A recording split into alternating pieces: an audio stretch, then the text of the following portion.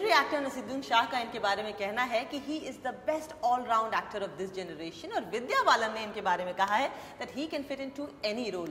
और क्योंकि talent attracts talent, इसलिए खालू ने बब्बन को एक बार फिर ढूंढ ही लिया। दोनों की जोड़ी आपको एक बार फिर दिखेगी इरादा फिल्म में, and I have Arshad Warsi right here. Hi, how are you? Thank you. इतनी तारीफें, वाह वाह है ना? अब तारीफ अच्छी की है, अब सवालों के जवाब खुल के दीजिएगा। आपने दो बड़े एक्टर्स को काफी क्लोजली देखा है, और ये दो स्टॉलवर्ड्स हैं इंडस्ट्री के। एक तो मिस्टर बच्चन, जिनकी कंपनी के साथ आपने डेब्यू किया, और नसीर साहब, जिनके साथ आपने इतना काम किया, इतना वक्त बिताया। हमको इन दो एक्टर्स के बारे में ऐसी बातें बताइए जो हमें मालूम होनी चाहिए और हमको उनसे सीखना चाहिए। उन्होंने मुझे कहा था कि अर्शद, जब तुम शूट करते हो, when you give a take, he said keep doing it till you get it right, don't get worried about other things. कि क्या होगा, what happens is, what he was trying to say was कि हम अक्सर जब काम करते हैं और कहीं पे अटक जाते हैं और वो टेक मुश्किल है और मैं कर नहीं पा रहा हूँ, तो ये होता है कि आपके दिमाग में चलता है, यार डायरेक्टर क्या सोच रहा होगा, वो लोग क्या सोच रहे होंगे, अच्छा। शायद वो नाराज ना हो जाए, कहीं इनको तकलीफ ना हो जाए, तो उसको बुरा ना लग जाए, कहीं ये ना हो जाए, कहीं वो ना हो जाए, और उसमें आप कहते हैं नहीं ठीक है, बस ये what he was trying to say was don't ever do that. अपने जज भले से आप लगे रहो, जब तक आप खुश नहीं हो अपने काम से, करते रहना करते रहना करते रहना। यू नो, एक बुक लॉन्च पे उन्होंने ये बात बोली थी, मैथ्यूज बुक लॉन्च पे, कि जब वो ऋषिकेश मुखर्जी से कहते थे सर एक टेक और, कहते थे हाँ ले लो, रील का पैसा दे देना। और अमित जी के साथ मैंने ये जो उन्होंने मुझसे कहा था मैंने एक्सपीरियंस भी किया। हम लोग साउथ में शूट कर रहे थे, अमित जी का सीन था, बहुत ही बड़ा सीन था, तो शॉट हुआ, कुछ टेक हुए, फिर फाइनली ओके हो गया। ओके हो गया तो सारे डिस्पर्स हो गए, सब अपनी अपनी जगह चले गए, और कुछ सीढ़ियाँ थी ऐसी ऊंची सीढ़ियाँ, और उन सीढ़ियों के ऊपर मैं बैठा हुआ था। अमित जी आए, उनकी कुर्सी बाजू में थी, आके बैठे और ऐसा वहीं पे बैठे थोड़ी देर, और फिर कहे, फिर अपने आप से कहने लगे ये टेक में मज़ा नहीं आया। अच्छा।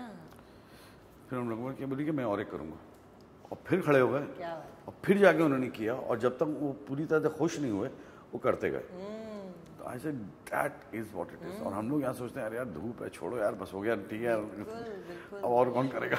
बिल्कुल। तो ये बात मुझे पीयूष मिश्रा जी ने भी एक इंटरव्यू में बताई थी कि जब पिंक की शूटिंग हो रही थी, तो पीयूष जी का उनके साथ रोल था कोर्ट रूम में, तो सिर्फ एक सीन के लिए जिसमें बच्चन साहब की बैक थी, वो कोई दूसरा ना करे, डुप्लीकेट ना करे, वो जुहू से फिल्म सिटी जाते थे सिर्फ उस सीन में खड़े होने। That is the level of dedication he has, unbelievable. Naseer sahab का ये है कि नसीर साहब उनका जो फोकस है और जो प्यार है उनका उनके क्राफ्ट की तरफ, वो मेरे ख्याल से हर एक्टर को सीखना चाहिए। He is passionately in love with his job, he loves acting. कोई एनेक्डोट शेयर कीजिए जब आप शूट कर रहे थे उनके साथ इश्किया और डेढ़ इश्किया में। एक तो विद्या भी है जिसको जो अपनी हंसी कंट्रोल नहीं कर सकती। तो सलमान शाहिद साहब काम कर रहे थे, अब क्या हुआ कि विद्या खड़ी थी, नसीर साहब, मैं खड़ा था, नसीर साहब खड़े थे, कैमरा पीछे था हमारे, और शॉट था सलमान शाहिद का जो कैमरे की तरफ देख रहे थे। अब सलमान शाहिद का प्रॉब्लम ये था कि वो डायलॉग बोलते बोलते कई लफ्ज खा जाते थे, तो समझ में नहीं आता उन्होंने क्या कहा। जैसे होता है ना कि तुम तो कुछ समझ में क्या हुआ, फिर से और बात और जैसे उसमें भी कहते थे, जब काबुल एक्सप्रेस की थी उनके साथ, तभी भी कहते थे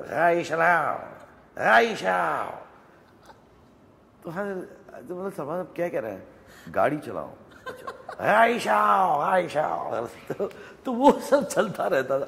तो ये तो हम लोग खड़े हैं, अब मुझे ये हो रहा है कि मेरे पास एक नसीरुद्दीन शाह खड़े हैं जो बहुत ही सीरियस एक्टर है, और यहाँ अगर मेरी हंसी निकल गई तो ये तो चिढ़ जाएंगे, बहुत भड़क जाएंगे कि तुमको शर्म नहीं आती है, बदतमीज इंसान।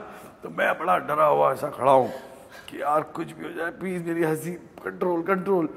और मेरे आगे विद्या खड़ी है जिसको हंसी बर्दाश्त नहीं होती है, जो कंट्रोल ही नहीं कर सकती एक सेकंड के लिए भी।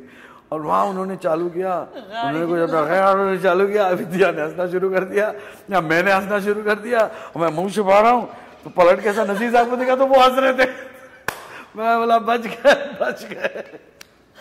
मैं बोला हम सब एक ही गाड़ी में। हम ऐसे ही बोलते थे गाड़ी चलाओ। तो कुछ अजीब ही उनका चलता था। इंटरेस्टिंग।